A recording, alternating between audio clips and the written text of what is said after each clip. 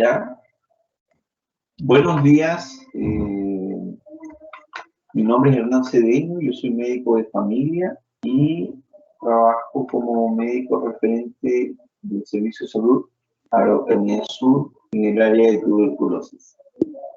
Les doy la bienvenida y espero que esta presentación sea de interés para ustedes.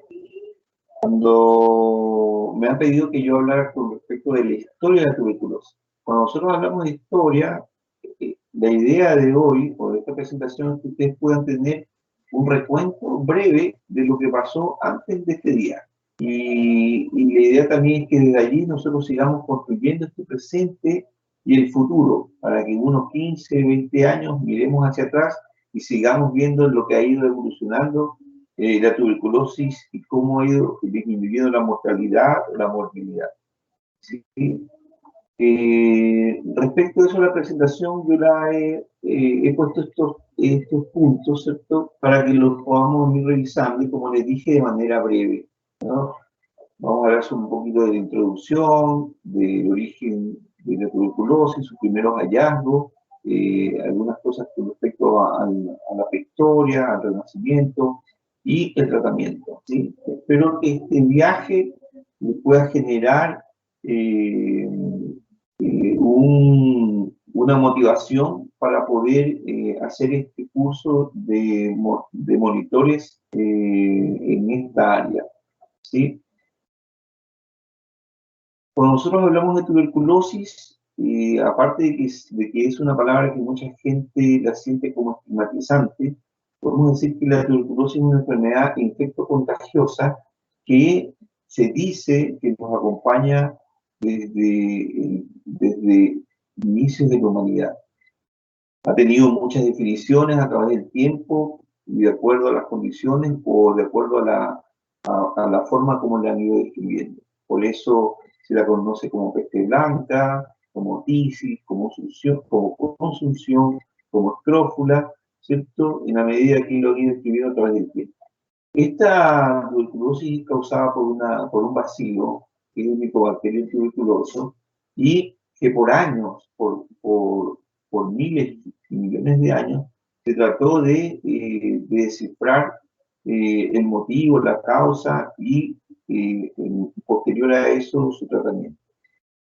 Sin duda que esta enfermedad ha sido y es una causa de sufrimiento humano. También, además del paciente, sufre la familia, sufre la comunidad, ¿cierto? Y generalmente siempre se enferman personas que están en edad de procrear y también en edad donde tiene que ser un aporte para su familia y para el lugar donde vive. Entonces, no solamente se afecta la salud mental de la persona, de la familia, sino que también afecta a otras áreas del desarrollo de su comunidad y del país. Ahora, no existe esta enfermedad, traspasa todo el espectro social. Sin embargo, ataca más o se desarrolla mucho más en los lugares donde están las personas más desposeídas. Bueno, yo les decía hace un momento que posiblemente esta enfermedad nos haya acompañado desde los inicios de la humanidad. Sin embargo, hay antecedentes y descripciones que esta enfermedad más o menos comienza a descubrirse 3 millones de años antes y que hubo un consenso, al igual que otras enfermedades, que esto comenzó en África, ¿cierto? En el este de África. Y que en la medida que comenzó a caminar la población, el humano, ¿cierto? En la época de la prehistoria, comenzó a avanzar junto con la enfermedad, ¿no? Y también, ya cuando hay una etapa muy importante, que es en la etapa prehistórica, en la era neolítica, donde la gente dejó de ser nómada y se comenzó a instalar en comunidades, ¿cierto? El hombre comenzó a cosechar, comenzó a sembrar, pero a su vez también cazaba. Entonces, en estos grupos humanos que ya no andaban solamente por familia errante, sino que se comenzaron a juntar más comunidades, comenzó también muy probablemente a esparcirse y compartirse la enfermedad. Bueno, gracias a la biología molecular comenzó a hacerse estudios respecto de tratar, como nosotros los seres humanos siempre le estamos buscando explicación a las cosas y al origen de las cosas, hubo un desarrollo de la biología molecular y comenzaron a verse, a buscarse rasgos genéticos de este bacilo en momias, en la prehistoria, ¿cierto? Y se encontraron también en momias de la predinastía egipcia y también se encontraron después en momias peruanas, ¿ya? Ahora, esto también es importante para nosotros como Sudamérica porque se pensaba antes que la tuberculosis llegó a nuestro continente con la colonización, pero ya estaba antes, estaba en la era precolombina. Bueno, desde la antigüedad siempre han existido textos egipcios y griegos que han descrito, ¿cierto?, la afección de la tuberculosis. En la antigua Grecia, ¿cierto?, teníamos nosotros al padre de la medicina, que en este caso es Hipócrates, ¿cierto?, donde él comienza a analizar a estas personas, comienza a mirar y a observar cuál era su comportamiento, su sintomatología, ¿cierto? Y comienza a darse cuenta que hay personas adultos que están con esta sintomatología y después mirando el global de la familia, otros, los que viven más pequeños, comienzan a crecer, también comienzan a desarrollar la enfermedad. Entonces él comienza a caracterizar la enfermedad, ¿cierto? Y encuentra que los pacientes tienen tos con flema, que tienen fiebre, que están decaídos, ¿cierto? Y él comienza a hacer esta descripción y él comienza a darse cuenta y comienza a sugerir o a pensar, que fue después comprobado que fue una definición errónea, que él comenzó a decir que era una enfermedad hereditaria, porque obviamente dentro de su observación veía que los hijos de las personas que ya estaban grandes, que tenían tuberculosis, la iban desarrollando, ¿sí? Entonces, así pasaron siglos hasta que Galeno, ¿cierto?, comenzó recién a hablar de que esto era una enfermedad contagiosa. Cuando llegamos a la época del Renacimiento, al siglo XVIII, al momento de la Revolución Industrial, cuando está en todo su apogeo, cuando la gente sale del campo porque comienzan a haber oportunidades de trabajo, ¿cierto?, donde la gente comenzó a salir de manera inmediata, y mucha población se comenzó a congregar en espacios pequeños, a vivir en cuartos que habían poca ventilación y que muy probablemente hayan sido explotados dentro de las industrias en las que trabajaban, ¿cierto?, donde no tenían buena alimentación, donde vivían en espacios más pequeños, y comenzó a haber un boom y una explosión del número de casos de personas con tuberculosis en este tiempo, ¿sí? Bueno, ya encontrándose esta enfermedad mucho más visible, siguieron buscando nuevos médicos de comportamiento de la enfermedad, y tal así que el doctor Laennec, él en el 1826, ¿cierto?, él comienza a buscar formas de cómo estudiar al examen físico a los pacientes, y él descubre y diseña el estetoscopio, lo que hoy en día los médicos usan, ¿cierto?, para escuchar a los pacientes. Él fue uno de los primeros fisiólogos o uno de los primeros médicos que comenzaron a, a evaluar, ¿cierto?, la patología respiratoria. Y incluso él también tuvo y se contagió de tuberculosis. También hizo reposo, hizo su tratamiento. Pero obviamente todavía no existía ni la causa ni el tratamiento que se usa hoy en día. Y todo esto, en este transcurso, el doctor Laennec hizo, además de la descripción de la tuberculosis, hizo investigación de otras afecciones respiratorias, ¿sí? Y solo fue hasta en 1882 que Roberto Koch, ¿cierto?, alemán, él descubre el bacilo y lo identifica a través de un medio de definición. Es así como se descubre el agente causal de la tuberculosis. Entonces, después de tanto tiempo, y como ustedes ven hacia atrás, tantas décadas, tantos siglos, tantos millones de años, se puede en esta época descubrir el agente causal de la tuberculosis, y ahí se genera un nuevo despertar. ¿Cómo poder tratar estos casos? ¿Ya? Desde antes del descubrimiento, ya Hipócrates había sugerido que la gente combinara el pan con agua y vino, que guardara reposo, ¿cierto?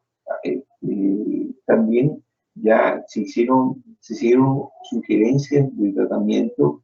En el siglo I, Celso, él ya sugiere que la persona con estas afecciones pudiera cambiar de clima, que hiciera caminatas largas, que generara viajes. Y aquí hay una cosa interesante que igual se repite constantemente y hasta el día de hoy, que el paciente renuncie a sus preocupaciones, que pueda dormir mejor, ¿cierto? En el siglo XIX, los diccionarios médicos recomiendan que la persona tiene que estar en temperatura moderada, que tiene que estar en movimiento constante, que tiene que respirar aire, tiene que reposar y que tiene que tener una tranquilidad espiritual.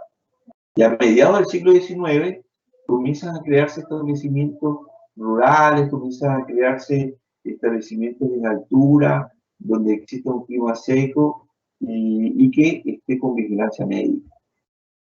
Y así se crean los sanatorios, la era sanatorial. Antes del descubrimiento del bacilo, comenzaron a médicos como George Boddington y Hermann Bremer, comienzan ellos a crear y a sugerir lugares de reposo para estas personas, ¿sí? Entonces hay frases que están mencionadas en la diapositiva, donde Boddington, él dice, la aplicación de aire puro a la superficie interna de los pulmones es el sedativo más poderoso que puede emplearse y hace que se pueda promover la curación y cierre de cavidades o úlceras que pudieran existir en los pulmones. Y Bremer en 1859, él dice que la patogenia consistía en que teníamos una deficiencia de nutrición pulmonar, y esto era debido porque nosotros los seres humanos tenemos un corazón débil, ¿ya? Y se necesitaba llevarlo a las alturas para que el corazón pudiera bombear mejor y así llevar mejor nutrición a los pulmones. Fíjense ustedes esta observación que hace Bremer respecto a la justificación de poder tener sanatorios, ¿cierto?, en alturas. Y esto tenía un sentido, y cómo se fundamentaba. Esto fue un modelo institucional que fue creado antes del descubrimiento del bacilo, como les decía hace un momento, y estos pacientes pasaban, hacían estancias prolongadas, ¿cierto? Y se sometían a estas personas a un régimen disciplinado, de reposo, de buena alimentación y al aire libre, ¿sí? Y este modelo se repitió en muchas partes del mundo. Ahora, como en toda época, también hubo mucha gente que no tenía tuberculosis, gente de familias acaudaladas que usaban estos establecimientos como lugares de vacaciones eternas. ¿Ah? También hay parte de la historia que es muy interesante, que ustedes la pueden revisar. Hay mucha información en internet y hay una época del romanticismo donde se habla de que en algún momento la tuberculosis tenía una relación intelectual con respecto a la tuberculosis. Es más, se habló de la belleza tuberculosa cuando las mujeres enflaquecían, siendo portadoras y comenzaban a empalidecerse, y después se tomó eso como una moda, ¿no? Entonces, por eso ustedes en algún momento han visto en películas o en fotos que la gente se pinta mucho de blanco la cara, se pone un poquito de maquillaje enrojecido en los pómulos, usa corset para tratar de emular a las personas que tenían la afección real de la tuberculosis.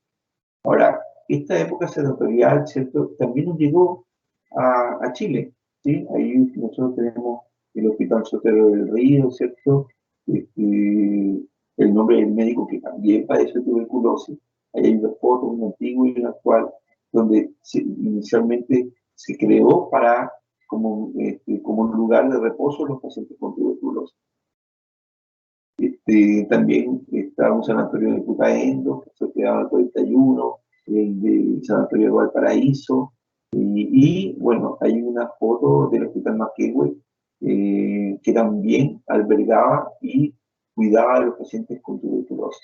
Incluso hasta mi formación de médico de familia, hace unos 7, 8 años, yo tuve que hacer pasadas por ahí y todavía existían pacientes hospitalizados en tratamiento por la tuberculosis.